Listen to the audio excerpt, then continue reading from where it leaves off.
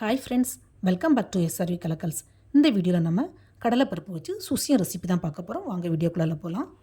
நம்ம சேனலை first time பார்க்குற வியூஸ் ப்ளீஸ் சப்ஸ்கிரைப் பண்ணி வச்சுக்கோங்க. அப்போ தான் நான் போடுற வீடியோஸ் எல்லாமே மிஸ் ஆகாம உடனே உங்களுக்கு நோட்டிஃபிகேஷனில் வரும். நான் இன்றைக்கி இந்த சுசியும் கடலைப்பருப்பில் தான் பண்ண போகிறேன். இதுக்கு பதிலாக பச்சை பயிறு, அதாவது சிறுபயிறுன்னு சொல்லுவோம்ல, முழு சிறுபயிர்லையும் கூட பண்ணலாம். அதுவும் டேஸ்ட் நல்லா தான் இருக்கும்.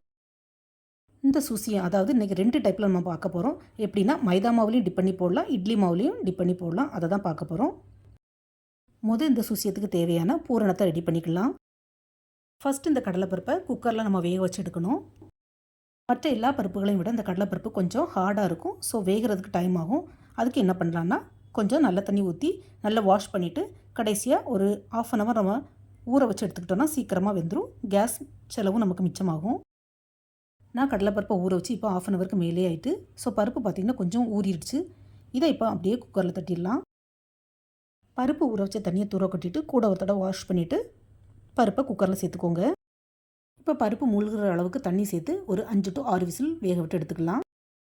நான் சுசியம் பண்ணுறதுக்கு பருப்பை கொஞ்சம் நல்லா குழைய வச்சு தான் எடுப்பேன். உங்களுக்கு வேண்டான்னா நீங்கள் ஒரு விசில் முன்னாடியே கூட எடுத்துக்கலாம். நான் ஒரு 6 விசில் வச்சு எடுத்தேன். பருப்பு சூப்பராக வெந்துடுச்சு. இப்போ இந்த பருப்பை ஓரமாக வச்சுட்டு கேஸ் ஸ்டவ்வில் ஒரு கடாய் வச்சுக்கலாம். கடாயில் கொஞ்சமாக கீ ஆட் பண்ணிக்கலாம். கீ சூடானதும் அதில் கொஞ்சம் தேங்காவை நம்ம வறுத்து எடுக்கணும். நான் இன்றைக்கி இந்த டிமார்ட்டில் வாங்கின கோகோனட் பவுடர் தான் யூஸ் பண்ணுறேன். நீங்கள் இதுக்கு பதிலாக நார்மலாக துருவின வெள்ளை தேங்காய் கூட சேர்த்துக்கலாம். இந்த தேங்காவை வறுக்கும்போது வாசனை வருது வரையும் நல்லா வறுத்து எடுத்துக்கலாம். சிலவங்க பார்த்திங்கன்னா தேங்காவை வறுக்காமலே சும்மாவே சேர்த்துருவாங்க. பட் இந்த மாதிரி வறுத்து சேர்க்கும்போது சுசியம் சீக்கிரமாக கெட்டு போகவே செய்யாது. ஃப்ளேவரும் நல்லாயிருக்கும். போதும் தேங்காய் லைட்டாக அந்த மாதிரி கலர் சேஞ்ச் ஆனதும் இதில் நம்ம வேக வச்சுருக்கிற பருப்பை சேர்த்துக்கலாம். தேங்காய் கூட பருப்பை சேர்த்து நல்லா மிக்ஸ் பண்ணி விட்டுக்கலாம். பருப்பில் உள்ள ஈரப்பதம் ஃபுல்லாக போகணும். பருப்பில் தண்ணி இருந்ததுன்னா நமக்கு வறண்டு வர்றதுக்கும் டைம் ஆகும். அதே மாதிரி சீக்கிரமாக ஊசி போயிடும்.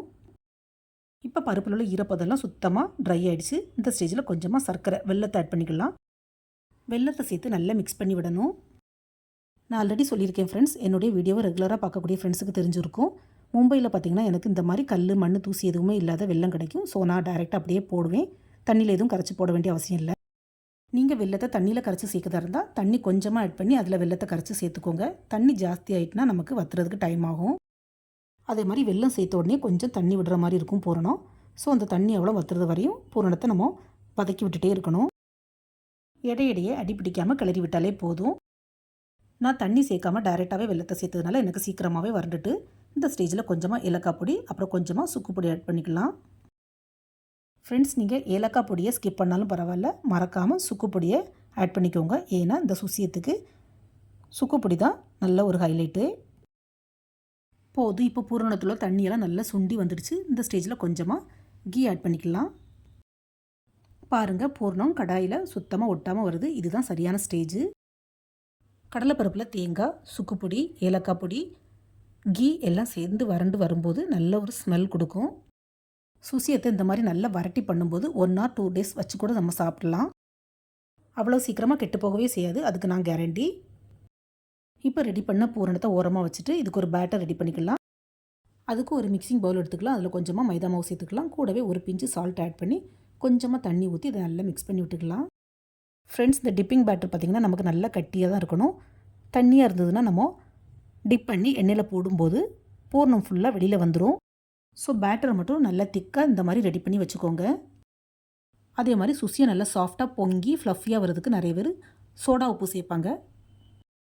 பட் சோடா உப்பு சேர்க்காமலேயே பேட்டர் நல்லா சாஃப்டாக சுசியம் பொங்கி வர்றதுக்கு என்ன பண்ணலான்னா, பேட்டரை ரெடி பண்ணி ஒரு 1/2 அன் ஹவர் அப்படி ரெஸ்ட்லேயே வச்சுருந்தா நம்ம எப்போ சுட போகிறோமோ அப்போ எடுத்து பண்ணும்போது நல்ல ஃப்ளஃபியாக சுசியம் சாஃப்டாக வரும். இப்போ நான் பேட்டர் ரெடி பண்ணி வச்சு 1/2 அன் ஹவருக்கு மேலே ஆகிட்டு சுசியம் பண்ண ஆரம்பிச்சிடலாம். கேஸ் ஸ்டவ்வில் ஒரு கடாய் வச்சுக்கலாம். கடாய் பார்த்திங்கன்னா கொஞ்சம் குழிவான கடாய் எடுத்துக்கோங்க.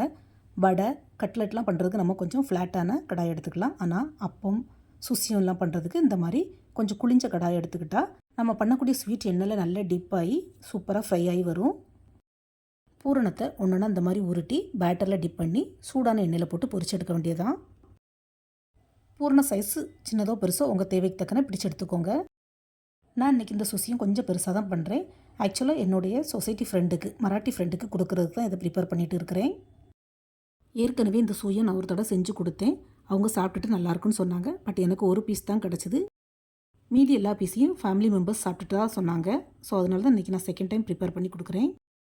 பூரணத்தை இந்த மாதிரி உருண்டை பிடிச்சி வச்சுக்கிட்டா எண்ணெயில் டிப் பண்ணி போடுறதுக்கு நமக்கு கொஞ்சம் ஈஸியாக இருக்கும். எண்ணெய் நல்லா காஞ்சிடுச்சு. இப்போ ஒவ்வொரு உருண்டையாக எடுத்து பேட்டரில் டிப் பண்ணி சூடு ஆயிலில் போட்டு பொரிச்சு எடுக்க வேண்டியதான். ஃப்ரெண்ட்ஸ், இந்த சுசியத்தை எண்ணெயில் போட்டு பொரிக்கும் போது ஒன்று போட்டதுக்கு அப்புறமா ஒரு 2 to 3 செகண்ட்ஸ் கழித்து அடுத்ததை போட்டிங்கன்னா ஒன்றோடன்னு ஒட்டாமல் வரும். இது ஒரு சின்ன டிப்ஸ் தான். பருப்பு வடைக்கு நம்ம எண்ணெயில் ஒன்றா கடகடான்னு போட்டலாம். ஆனால் உளுந்த வடைக்கும் இந்த மாதிரி ஒரு 2 to 3 செகண்ட்ஸ் கழித்து போட்டிங்கன்னா ஒன்றோடன்னு ஒட்டி பிடிக்காமல் வரும்.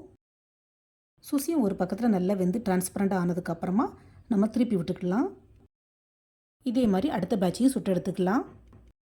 ஃப்ரெண்ட்ஸ், இவ்வளோ நேரம் நம்ம மைதா மாவில் சுட்டு எடுத்துருக்குறோம். இன்னொரு டைப்பில் எப்படி பண்ணலான்னா, நான் ஒரு 3 எண்ணெய் தனியாக எடுத்து வச்சுருக்கிறேன். உங்கள் வீட்டில் கொஞ்சம் கெட்டியான புளிக்காத இட்லி மாவு இருந்ததுன்னா அதை எடுத்து வச்சுக்கோங்க. தோசை மாவில் நல்லா கெட்டியான இட்லி மாவாக இருக்கணும். தண்ணி எதுவும் சேர்க்காத புளியாத இட்லி மாவில் பூரணத்தை இந்த மாதிரி டிப் பண்ணி எடுத்துக்கோங்க. இதை அப்படியே சூடு எண்ணெயில் போட்டு பொரிச்சு எடுக்க வேண்டியதான். ஆனால் இந்த இட்லி மாவில் பண்ணக்கூடிய சுசியம் பார்த்திங்கன்னா கொஞ்சம் எண்ணெய் குடிக்கும். ஏன்னா இதில் உளுந்த மாவு சேர்ந்துருக்குது. பட் மைதா மாவில் செஞ்ச சுசியத்தை விட இட்லி மாவில் செஞ்ச சுசியம் மேல் தோல் பார்த்திங்கன்னா ரொம்பவே சாஃப்டாக இருக்கும். மைதா மாவில் பண்ணிய சுசிய மேல் தோல் பார்த்திங்கன்னா சீக்கிரமாகவே ஹார்டாயிரும். பட் இந்த இட்லி மாவில் பண்ணக்கூடிய சுசிய மேல் தோல் அவ்வளோ சீக்கிரம் ஹார்டாகவே செய்யாது. 2 நாள் ஆனாலும் சாஃப்டாகவே இருக்கும். அதே மாதிரி இட்லி மாவில் பண்ணக்கூடிய சுசியம் பார்த்திங்கன்னா நமக்கு வேலையும் ஈஸி. பேட்டர் ரெடி பண்ண வேண்டிய அவசியம் இல்லை. வீட்டில் இட்லி மாவு இருந்ததுன்னா டக்குன்னு இந்த சுசியம் பண்ணிடலாம். எனக்கு இந்த இட்லி மாவில் பண்ணக்கூடிய சுசியம் தான் ரொம்பவே பிடிக்கும். நீங்களும் இதே மாதிரி செஞ்சு பார்த்துட்டு உங்களுக்கு எந்த மெத்தடில் நல்லா வந்தது, எது பிடிச்சிருக்குன்னு உங்களுடைய ஃபீட்பேக்கை மறக்காமல் ஷேர் பண்ணுங்கள் ஃப்ரெண்ட்ஸ். நான் இதே மாதிரி வேறையும் நிறைய இன்ட்ரெஸ்டான யூனிக்கான நாகர்கோவில் ரெசிபிஸ் அண்ட் ஸ்நாக்ஸ் செஞ்சு அப்லோட் பண்ணியிருக்கிறேன். என்னுடைய சேனலில் போய் செக் பண்ணிக்கோங்க. இந்த வீடியோ பிடிச்சிருந்தா மறக்காமல் SRV கலக்கல்ஸை லைக், ஷேர் அண்ட் சப்ஸ்கிரைப் பண்ணுங்கள். தேங்க்ஸ் ஃபார் வாட்சிங். See you soon in the next video. Bye.